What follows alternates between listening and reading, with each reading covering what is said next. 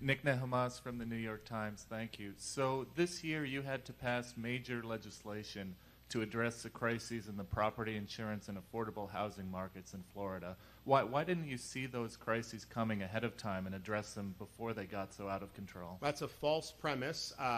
We did. So, for example, we've done property insurance for 3 years, going back to 2021.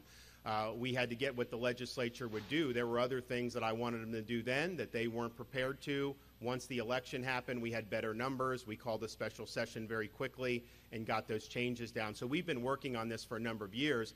I think that in terms of affordable housing, we've done more in terms of our programs since I've been governor than any governor has done in terms of funding that. And that was day one. Every budget I did in Florida had full funding for Florida's affordable housing programs, and that was a much big change from what my predecessor did. We have also, and then we did the Major Live Local Act, which was probably the most significant attempt to increase the supply of affordable housing. And this is not like public housing. These are people that are cops, they're firefighters, they're teachers. But if they have to drive an hour and a half to work, that's not gonna, that doesn't make sense for them. And so if you want to have vibrant communities, you got to have at different levels of the economic ladder be able to afford to live. So you're seeing a huge amount of capital flow into that. One of the things that bill did was it overrode some of the draconian restrictions that counties and cities were putting in. I mean, there's a need for housing. You'll hear local people say that. And then it takes years to be able to navigate. So we've created a streamlined process where people are going to go in. I've heard great things. There's a lot of people that are really excited about it. We also have robust home building, and that continued during COVID.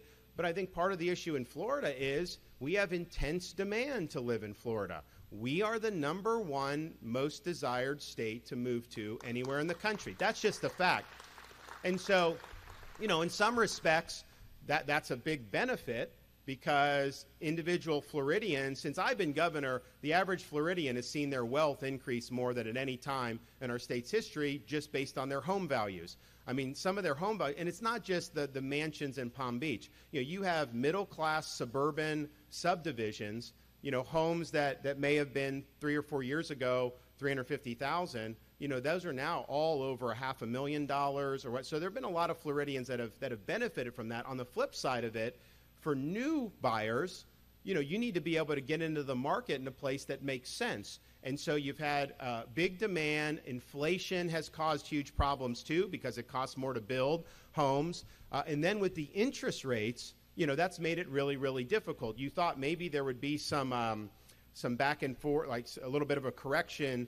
But I think what's happened is the interest rates have gone up so quickly that it's locking in homeowners to their homes because they know they can sell it, maybe make some money, but then they're going to end up in a loan that's going to cost way more with interest. And so it's created a little bit of a stasis, I think, in the homeowners market. But our Live Local Act, it's actually been a model for the country. I've had legislators around that have asked us about it. And but, you know, when you do things right, people respond, and there's a lot of people that want to come to Florida. And I mean, in New Hampshire, I'm running in, and you know, you guys are a free state, but I still have people saying, I may buy a place in the Villages, I may buy a place in Marco Island, all stuff. Okay, you know, look, we welcome it, but the reality is our demand far outstrips, you know, anywhere else, and so we're working hard to keep up with it. I do think with the home building, you know, our home builders have been on fire, but we had massive supply chain issues because of COVID.